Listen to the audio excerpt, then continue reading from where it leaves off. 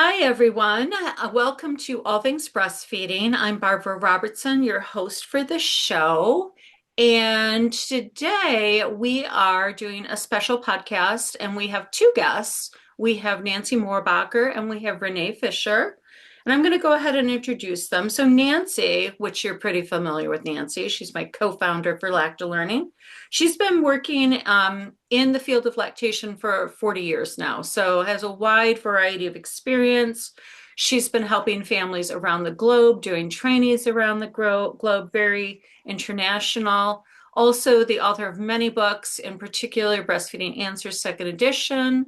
Also, working in Breastfeeding Made Simple, and we're actually doing a book group right now with that. And so this is January 21st. So if you're interested, you could look at LactaLearning website and you could see that and you could join us. We're going to record all the sessions. And so she's just been very, very busy. She's a FILCA, a fellow of the International Lactation Consultant Association, a lot of experience. And then we also have Rene, and Rene is becoming such a dear friend to me and has been a good friend of Nancy's forever. And so Rene and Nancy have actually been working together for a long time. You guys worked together at Amida, and she's been an IBCLC for 30 years in lactation. And she began in 1992 as a volunteer breastfeeding peer supporter, just like Nancy and I. And she became an IBCLC after she got her BA in Math, Science, and Technology with a concentration in lactation and perinatal health. And so she's worked in private practice. And the thing that is surprising to me is you've been working in hospitals for quite a long time. And yet, like Nancy and I, you're also not a nurse. And so I think that some people think you have to be a nurse to be able to work in the hospitals, but that is not always true. All right. And so in the hospitals, you really worked on doing lactation training and worked on early positioning best practice initiative. And that's what we're going to talk about today. And doing lots and lots of work in the hospital trying to improve breastfeeding outcomes. And so today, what we're talking about is why early breastfeeding positions matter. And this has been a passion for Nancy for many years, and that's spreading around. And so I think that we're talking about, and there's lots of different names for it, right? It could be the starter position, that's the one you like, Nancy, the laid back breastfeeding position, the biological nurturing, but it's basically when a parent lays back so that they're at an angle and the baby can do their work better and more efficiently. But a lot of people, they have a weird idea of what this means. So talk a little bit about, Nancy, you first, the disconnect between what people think this position might be and what does it actually mean? And then Rene, love for you to chime in.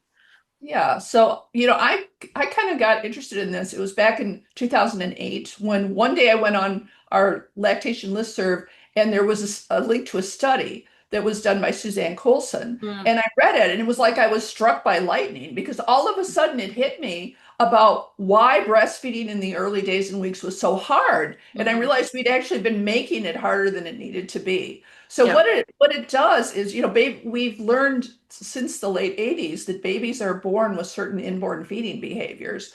And when mothers lean back like that and the baby rests on top of them, with their whole weight on top, then it activates the baby's inborn feeding reflexes. And suddenly, latch, which can feel very complicated to a new mother, is now the baby's job rather than the mother's job. And it has reduced, the amount of instructions needed, and it results in much better results, as I'll mention when I talk about the research.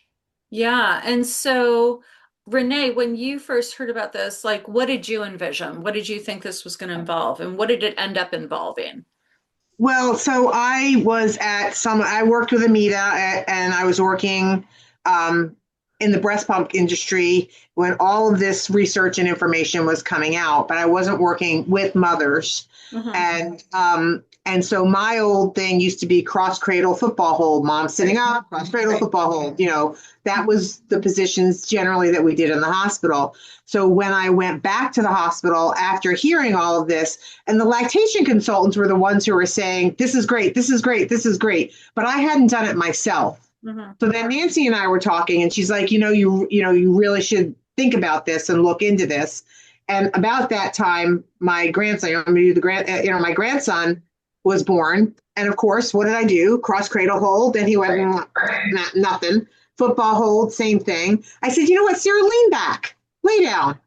And so she was on a couch. So she laid on the couch, and I turned around to get the pillows to stuff them under her arms. And as I turned back around, I watched my grandson go from midline, go womp, womp, womp, and latch himself on. Yeah. And I went, alrighty then. Okay. I just watched it happen in real time. And it was the first baby that I'd ever tried it with. I hadn't even gotten time to help. Yeah. Yeah. I did not help at all, except, hey, Sarah, lay down and put the baby on your chest. And that was it. Yeah. I think that's such a misconception. People think it's going to take more work for the lactation support person and the instead of mother. less. So Nancy, talk about that, because what did we actually do?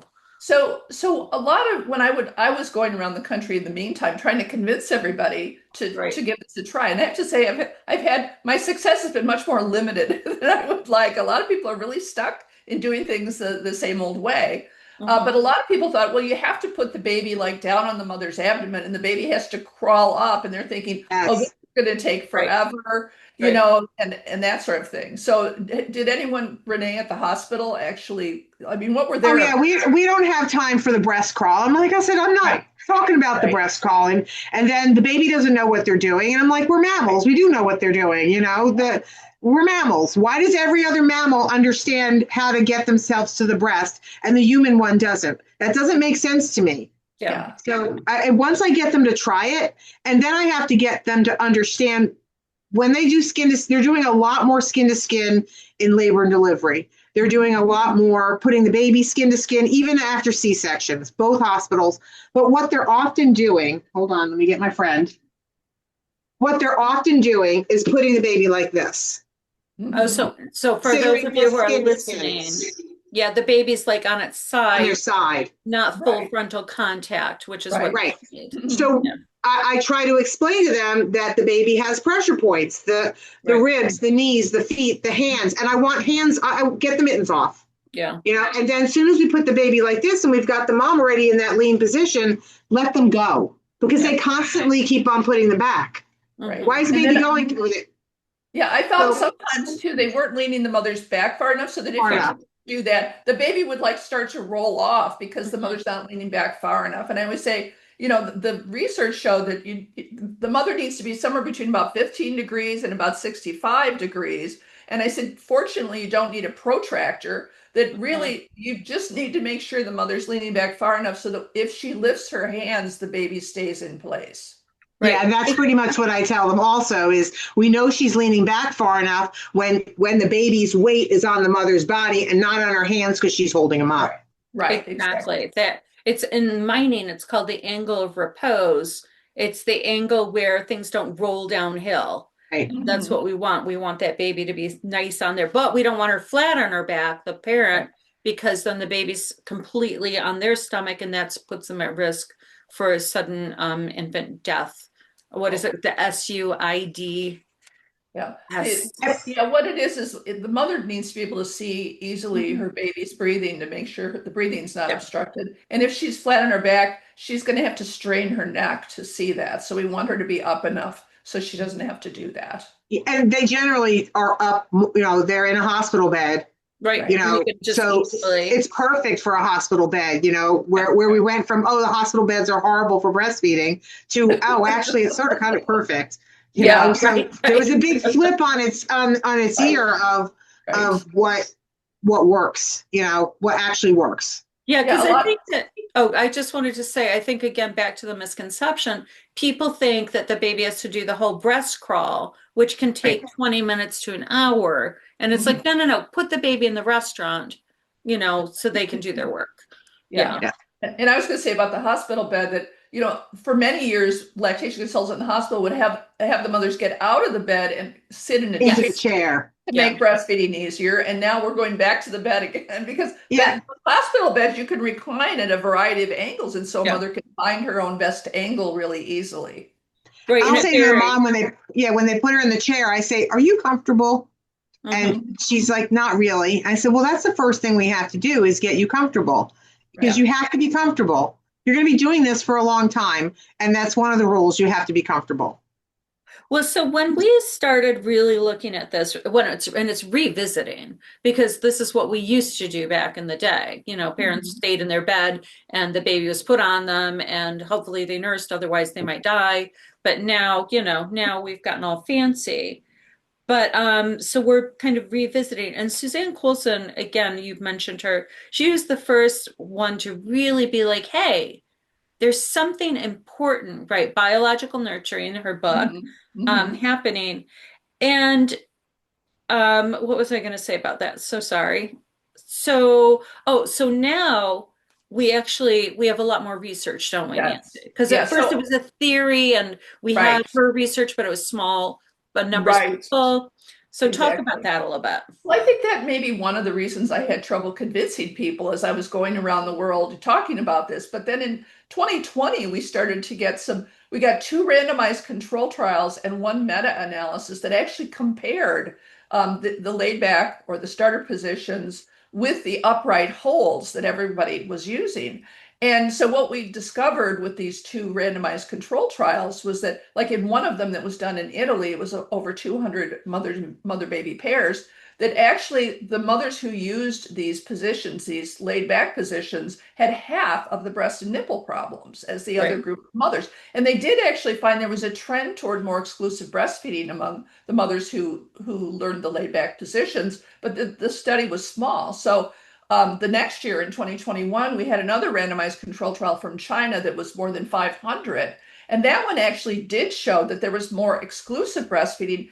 Mothers breastfed longer and the fewer babies weaned, before the age of 6 months. So I think because we see fewer problems, a lot of mothers do quit because of pain, and Hmm. breastfeeding problems. I thought that was amazing. But then also in 2021, we had a randomized control trial. And I know, Barbara, you're going to put the links to these Yeah, articles look in the in show the notes. notes. Yeah, Mhm. but this meta-analysis, they took 12 studies and it was nearly 2,000 mother-baby pairs, and they found out statistically significantly that there was less nipple pain, like 1/4 of the nipple pain among the mothers who use these positions, where the baby is self-attaching, and about half of the nipple trauma.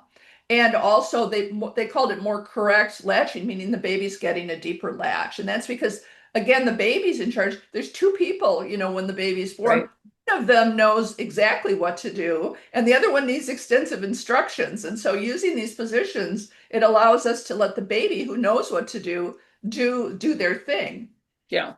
Well, it's a shift from looking at newborns as helpless to Right. looking them at incredibly competent. As Mhm. Renee mentioned earlier, all other mammals, the mom just lays there and says, "Come and get it." And Right. babies make their way there. Yet for humans, somehow we've made it very complicated. Mhm. And this really simplifies it. But getting buy-in is difficult. And Mhm. Nancy, there was a study, an Irish study. Yes. Yeah, talk about that one. Yeah, I have a colleague in Ireland, and she and I have been trying to convince people there to use this approach. Mhm. And she did a survey of the maternity hospitals there, and she found that only 7% ever used this positioning approach in the Irish hospitals. And the ones who did were like the new ones, or maybe they were young enough that they had used it with their own babies, but many of them were very reluctant to try it because the more experienced midwives, who had been on the floor forever, they weren't using it. And the new people who were aware of it really hesitated because they felt like, maybe they'd get in trouble with the people on staff. Mm. Okay, so not only was there not buy-in from the people who are well established. I mean, I get it, right? I was Yeah. very good at helping like Renee, Right, cross cradle and football. right. I got it. But it's me in Yeah, charge versus the parent versus the right, baby. right. And so It's And yeah, we're it's not hard going to home with them. no, we yeah, are not going home with and them. it's hard to change old habits sometimes. Yeah, so Renee, when you took this to the hospital, how did you get folks on board? What were the most successful tactics that you used? or approaches? Modeling. Yeah. The nurses would be in the room when I went in there and did my little speech to the mom, and them watching me do it. Putting it on the overhead TV, the Nancy's from Natural Breastfeeding. In education, we had the studies that Nancy's talking about. The one with the 248, what was it? That one. We had them read that study and talk about that study and what makes them uncomfortable about it and what makes them think about, we had like a discussion in the educational thing. So that the year that I started doing this more, and the year that I did the education with the nurses to first bring it in, I did most of their annual education. We did about this. This was our main topic, because, the other thing we talked about was milk supply. But if we can get the baby latching better and deeper in the first place, the milk supply gets taken care of and we don't have to use other methods. So the first thing we need to do is get the baby on as deep as we possibly can, as good as we possibly can. And the studies are showing blah, blah, blah. So because research is what we're driven by. So I just made sure that we had talked about the research with the nurses, and then constantly was discussing, hey, I see this baby is in the football hold. Mom's got cracked, bleeding nipples, and she's nursing the baby with a 18 blankets around them. What's wrong with that picture? And we had a bunch of, what would you do differently? How could we get this better? And we tried to do that. And actually the hospital I'm at now, we're getting ready to do annual education, and I'm asking for part of that time to be given to me to do this with this group of nurses. Yeah. Seeing is Yeah. Another thing I was thinking about is, remember back when Kitty Franz and Tina Smiley, they did their video on this, the laid back breastfeeding. And Kitty talked about in the hospital how it made it so easy, because she would just go to a family, get them in this position, then leave, and then go to the next one. And by the time she got back to family number one, they were nursing. It was like, oh, great. So it actually does save time and energy. Right. And that's another thing that we discuss with the nurses, is that if we're kicking in the baby's inborn instincts and we're giving this baby some of the responsibility of getting them latched on, and because it's a dyad, we have two people, it's taking less time. The baby is doing it. It's taking less time, than it would be if we were trying to force the other ways that you want to do it. Because of course they have to wrap the baby 87 times. So, and then the other thing we talked about was skin to skin and baby's body temperature, because they're always worried about body temperature. So I'm like, put the blanket on top, it's fine. So I tried to find out what the nurses were worried about. They were worried about the baby is not going to be stable. The baby doesn't know what they're doing. The baby's going to get cold if we don't wrap them up in 87 things. And, and then they can't breathe. Those are the things that they were really worried about. So each one of them, we went over, like we talked about it. We showed, when we were doing some of the pictures and the videos, and the baby's head's tilted back because their jaw is buried and gravity's pushing them down, their nose is out. When you have a mom who's got their hand behind the baby's head and we're pushing forward, now the baby's nose is in. So which one is going to work better? So we sort of kind of problem solved what were their objections, and then we went over their objections. Like a salesperson is. And it's their fears, because we're used to doing things one way, and we need to change our behaviors, and addressing those fears is just such an effective way. Let's mention real quick. Renee mentioned having the videos on the TV. There is such a thing called the Natural Breastfeeding Professional Package. And if you go to naturalbreastfeeding.com, you can find that there. And that's something that you can use in the hospital if you want this on your hospital TVs. Loved it, because I could have the mom watching that video, when she was being induced and she was bored, so I put it on the hospital TV. And it was wonderful. It made a big difference because now the parents are on board. So we bypassed the nurses who may or may not have been on board. And then the parents are on board and the parents are doing it. And the nurses are seeing that the parents are able to do this without their intervention. Yeah, because a lot of moms haven't actually seen this type of No. breastfeeding position before. Yeah, so if we can get them prenatally or, shortly prenatally, that's Right. really going to make a difference. Okay, well, let's talk about the nuts and bolts of how do you explain this to families? What's the language that you use and to help get them on board? Because I do find, and I'm postpartum, right? I'm like 5 days postpartum, 3 weeks. This isn't in the hospital, but the position still works.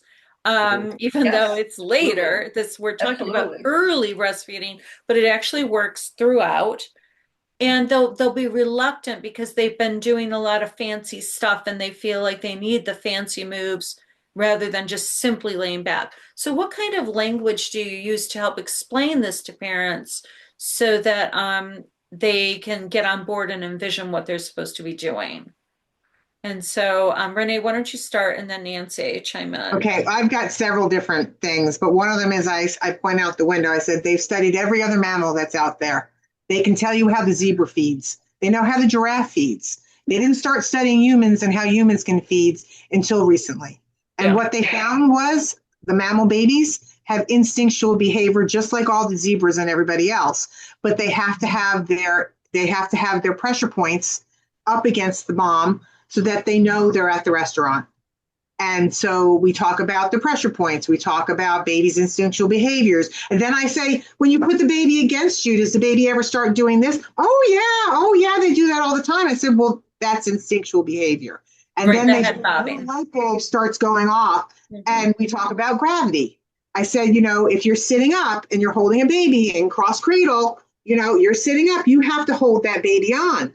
If you take that same exact position and you lean back, we've done two things. We've given the baby some instinctual, all their pressure points are touching. We've given the baby some ability because you've leaned back and gravity's pushing them down. And because gravity's pushing them down, you're getting a deeper latch. So those are some of the things. And then we talk a little bit about natural breastfeeding but I always point out the window and they usually start laughing at me when we talk about zebras. But they don't remember it. A little humor goes a long way. Right. Nancy, because you talk about adjusting. Right. So when I first started trying to explain this to people, I was working with a Chicago area OB, Dr. Teresa Nesbitt, and she and I came up with a vocabulary around it to try to simplify it. Because when you're a helper, when you're a lactation supporter or a lactation consultant and you're working with parents, you're used to making certain adjustments with positions, but the adjustments are actually different for these positions. So we came up with the idea of adjust your body, adjust your baby, adjust your breast with the body, and some of it is the body slope. Some of it is making sure the mother's fully supported so she can completely relax. And so that's one of the adjustments. And then adjust your baby is which direction. Is the baby horizontal across the mother? Is the baby vertical, diagonal, that sort of thing? And adjust your breast. In some cases, if the breast is really rounded, it helps to kind of squeeze the breast into an oval. Shape it a little bit. Make it easier for the baby to latch. And I do the thing. I say first we get mom comfortable. Let's get comfortable, mom. Are you comfortable? Are you leaned back enough? Let's get pillows underneath your arm. You're the pillow queen. Let's get you, dad, get some pillows. Come on, let's get mommy comfortable. Because you're going to be doing this for a long period of time and you have to be comfortable. Right. And then I do the same thing. I say, now we adjust the baby. And actually my favorite one is up and down. This is my favorite with baby. Mom's arm is the guardrail. So that's my favorite position because, the baby's head's tilted back and we talk about adjust the mommy and then let's adjust the baby and we do breast sandwich or dent or flip, whatever. So I do the same thing as Nancy does, mom, baby, breast. Right. And we go through them again. If we're not there yet, we go through them again. And if you go on naturalbreastfeeding.com, there's actually a video both in English and in Spanish that shows mothers demonstrating these adjustments.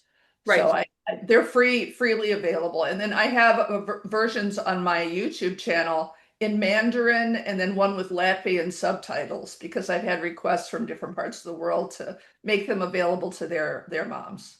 And so we'll have a link to the natural breastfeeding on both the free access, but also the place where you can sign up as a professional. Okay, one of the things that I get told all the time is like, that's fine in the hospital because you've got that lovely bed that goes up and down. I just have a chair in my office. How's that work? How can I do this position in my chair, my folding chair? Scoot your butt forward. I know. Yeah. Scoot your bottom forward enough that you can lean back to the point where the gravity is pushing the baby on you instead of rolling away from you. Just bring your hips forward. Whatever chair you got, bring them forward. And I'm still an active La Leche League leader, and at my meetings, we do this on regular chairs. I mean, for me, it's if you can find a chair with arms, that's helpful because you can put pillows under the mother's arms or under her elbows. But you can do it really in any kind of chair. And if you think about how we all end up nursing, we all scoot our bottoms out a little bit and lean back a little bit and then have the baby's weight just because it's more comfortable.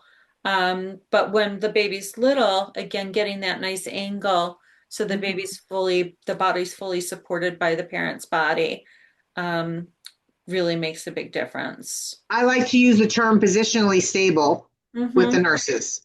The baby has to be positionally stable, so the baby's not worried about their position and they're following their inborn instincts to feed.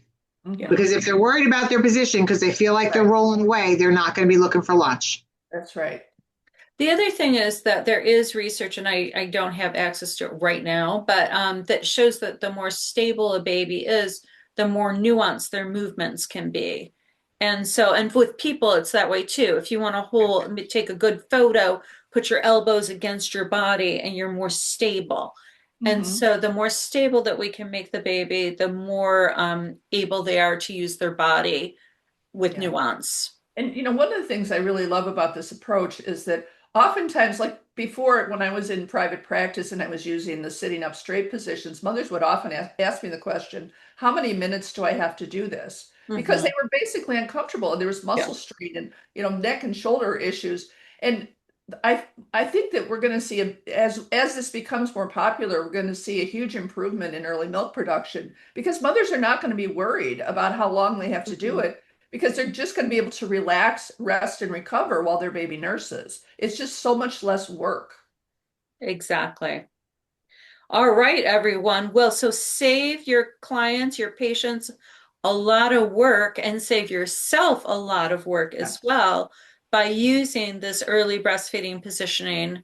Again, laid back breastfeeding, starter position, biological nurturing, all the same idea. Well, thank you, Nancy and Renee, for coming and joining me today to talk about this. It's been a pleasure. Been lovely. All right. Well, thank you for listening to All Things Breastfeeding. If you're enjoying our podcast, please leave us a review on your favorite podcast device.